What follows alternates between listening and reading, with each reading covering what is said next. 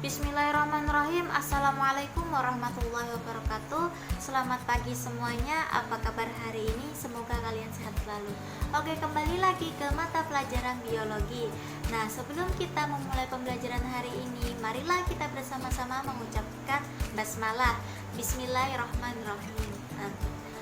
Oke, seperti biasanya kita absen dulu ya. Hari ini siapa yang tidak hadir? Hadir semua. Oke, alhamdulillah ya kalau hadir semua. Oke, langsung saja. Di sini saya akan menampilkan sebuah gambar animasi. Nah, dari gambar ini kira-kira kita akan mempelajari mengenai apa? Ada yang bisa jawab? Iya, pernapasan. Ada jawaban lain? Sistem pernapasan, ya. Ada jawaban lain lagi? Organ pernapasan. Iya, benar ya. Jadi kita hari ini akan mempelajari mengenai sistem pernapasan pada manusia. Nah, sebelum kita ke materi, kita harus tahu apa tujuan pembelajaran kita pada hari ini. Nah, jadi tujuan pembelajaran kita pada hari ini yang pertama, setelah menyimak materi hari ini, diharapkan peserta didik mampu menjelaskan pengertian dari sistem pernapasan pada manusia. Kemudian tujuan yang kedua, setelah menyimak materi hari ini, diharapkan peserta didik mampu mendeskripsikan organ-organ pernapasan pada manusia. Kemudian tujuan yang ketiga, yaitu setelah menyimak materi hari ini, diharapkan peserta didik mampu menjelaskan mekanisme pernapasan pada manusia. Oke, langsung saja. Ibu minta kalian untuk membaca materi di dalam buku ini yang mana telah Ibu bagi sebelumnya. Dibaca halaman 149 sampai mekanisme pernapasan. Oke, Ibu beri waktu 10 menit dimulai dari sekarang. Oke, 10 menit telah berlalu. Ibu harap kalian semua sudah membaca materi kita hari ini. Oke, langsung saja. Di sini Ibu akan menampilkan sebuah video. Ibu harap kalian akan menyimaknya. Silakan disimak. Pernapasan pada manusia adalah masuknya gas oksigen ke dalam tubuh kita, lalu masuk ke dalam paru-paru dan menghasilkan gas karbon dioksida yang kemudian dikeluarkan dari tubuh kita.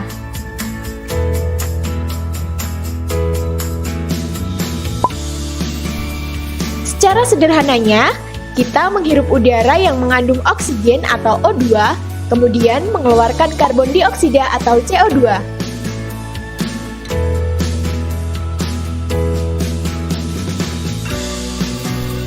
Alat pernapasan manusia dibagi menjadi 3, yaitu hidung, tenggorokan, dan paru-paru.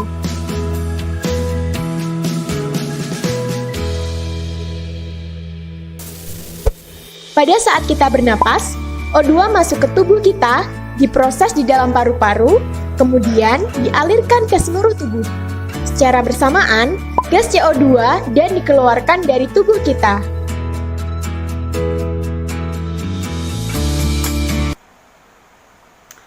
Oke, tadi kan sudah membaca materi, kemudian sudah menyimak video. Nah, pasti kalian sudah tahu kan apa pengertian dari sistem pernapasan? Ada yang tahu apa pengertian dari sistem pernapasan? Ya, kamu? Ya, apa tadi? Ya, benar ya. Jadi sistem pernapasan ini adalah sekumpulan organ yang terlibat dalam pertukaran gas antara oksigen dan karbon dioksida dalam darah. Nah, tadi kan sistem pernapasan. Kalau pernapasan apa? Apakah sama? Ada yang bisa jawab? Ya, kamu? Ya, kurang lebih ya. Jadi kalau pernapasan itu adalah suatu proses yang mana pertukaran gas di dalam tubuh makhluk hidup dengan cara memasukkan oksigen ke dalam tubuh dan mengeluarkan karbon dioksida ke luar tubuh. Nah, itu pengertian dari sistem pernapasan dan organ pernapasan. Kemudian tadi kan dalam video kan selain itu ada organ pernapasan. Nah, organ pernapasan meliputi apa aja sih? Kalau di video tadi kan secara umum ya, yaitu ada hidung, ada tenggorokan dan paru-paru. Kalau ini yang lebih lengkap apa? Ayo, siapa yang bisa jawab? Iya, kamu. Apa? Ya, rongga hidung, faring, ya benar. Trakea, ya bronkus dan paru-paru. Oke, benar ya. Jadi organ pernapasan ini meliputi rongga hidung, ada faring, ada trakea atau batang tenggorokan, ada bronkus dan paru-paru. Oke, yang pertama rongga hidung. Nah, dalam rongga hidung ini terdiri dari lubang hidung, kemudian terdapat bulu-bulu hidung dan selaput lendir. Nah, apa sih fungsi dari bulu-bulu hidung dan selaput lendir tadi? Nah, jadi fungsi dari bulu-bulu hidung ini untuk menyaring kotoran yang masuk ke saluran pernapasan. Sementara selaput lendir tadi berfungsi untuk mengatur suhu dan kelembapan udara sesuai dengan tubuh kita. Nah, itu fungsi dari rongga hidung tadi yang ada bulu-bulu hidung dan selaput lendir. Nah, kemudian yang kedua yaitu faring. Nah, faring ini merupakan tempat persimpangan antara jalan pernapasan dan jalan makanan, yang mana letaknya ini di belakang rongga hidung atau mulut. Lebih tepatnya ini sebelah depan ruas tulang leher. Nah, apa sih fungsi faring? Nah, jadi faring ini sebagai jalur agar udara dari hidung ini bisa mencapai ke paru-paru, yang mana melewati si laring dan trakea. Kemudian organ yang ketiga yaitu trakea atau batang tenggorokan. Nah, trakea ini merupakan tabung udara besar yang mana mengarah dari laring atau pita suara menuju ke bronkus. Nah, apa sih fungsi si trakea? Nah, jadi trakea ini sebagai penyedia akses pernapasan bagi tubuh kita. Kemudian selain itu, trakea ini dapat menyuplai udara ke paru-paru agar dapat masuk ke dalam paru-paru tadi. Nah, itu fungsi dari trakea. Kemudian selanjutnya kita ke bronkus, yaitu organ pernapasan yang keempat. Nah, jadi apa sih itu bronkus? Nah, jadi bronkus ini merupakan cabang batang tenggorokan yang terletak setelah tenggorokan tadi atau sebelum paru-paru lah. Nah, kemudian apa sih fungsi dari bronkus ini? Nah, bronkus ini untuk menyaring atau menghangatkan serta menyalurkan udara menuju ke paru-paru. Nah, bronkus ini merupakan saluran udara yang memastikan udara ini masuk dengan baik dari trakea ke alveolus. Nah, itu adalah bronkus. Kemudian yang terakhir yaitu paru-paru. Nah, tadi kan sudah ada rongga hidung yang pertama, kemudian ada faring, ada tenggorokan, ada bronkus, dan yang terakhir yaitu paru-paru. Nah, paru-paru ini adalah alat tubuh yang menjadi perkumpulan sebuah gelembung. Nah, paru-paru ini terletak di rongga dada di atas diafragma. Nah, apa sih fungsi dari paru-paru ini? Nah, jadi fungsi dari paru-paru ini yaitu menukar oksigen dari udara dengan karbon dioksida dari darah. Nah, itulah fungsi dari paru-paru. Kemudian tadi kan sudah pengertian sistem pernapasan, kemudian ada organ pernapasan, dan yang terakhir yaitu mekanisme pernapasan. Nah, kira-kira mekanisme pernapasan ini ada apa aja? Ya, ada dua. Siapa yang bisa menyebutkan? Ya, inspirasi dan ekspirasi. Ya, benar ya. Oke, yang pertama inspirasi. Nah, inspirasi ini merupakan mekanisme pernapasan yang pertama. Nah, inspirasi ini terjadi ketika udara dihirup melalui rongga hidung dan masuk ke dalam tubuh kita. Kemudian inspirasi ini bisa disebut sebagai inhalasi.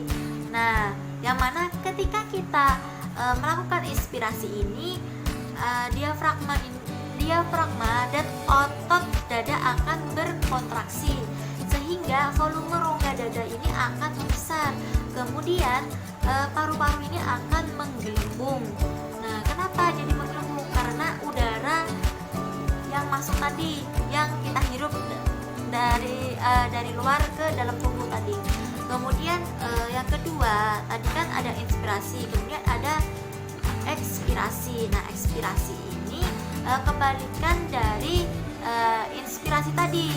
Nah, ekspirasi ini bisa disebut sebagai ekshalasi. Nah, ekshalasi ini merupakan mekanisme yang melepas karbon dioksida ke luar tubuh. Nah, dari dalam tubuh ke luar tubuh gitu. Nah, yang mana diafragma dan otot dada ini akan berrelaksasi. Kemudian volume rongga dada tadi akan kembali normal. Karena apa? Karena udara tadi telah dikeluarkan dari paru-paru.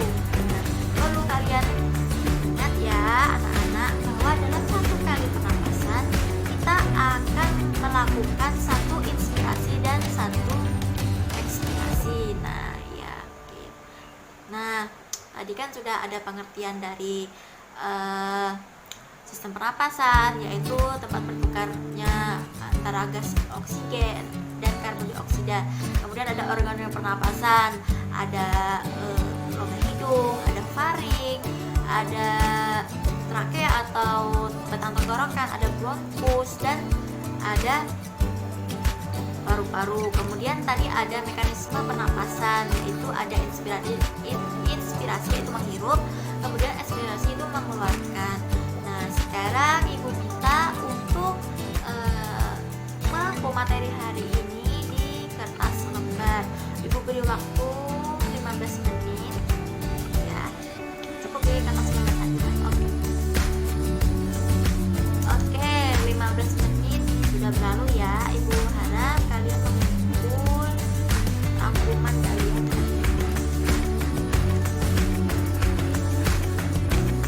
Oke ya, terus ya. Oke, waktunya sudah mau habis ini. Untuk minggu depan kita masih mempelajari mengenai sistem pernapasan ya, mengenai gangguan organ pernapasan. Nah, mungkin itu saja yang dapat saya sampaikan. Semoga bermanfaat. Sebelum kita mengakhiri pembelajaran hari ini, marilah kita bersama-sama mengucapkan alhamdulillah. Oke, sekian itu saja saya akhiri. Wabillahi taufiq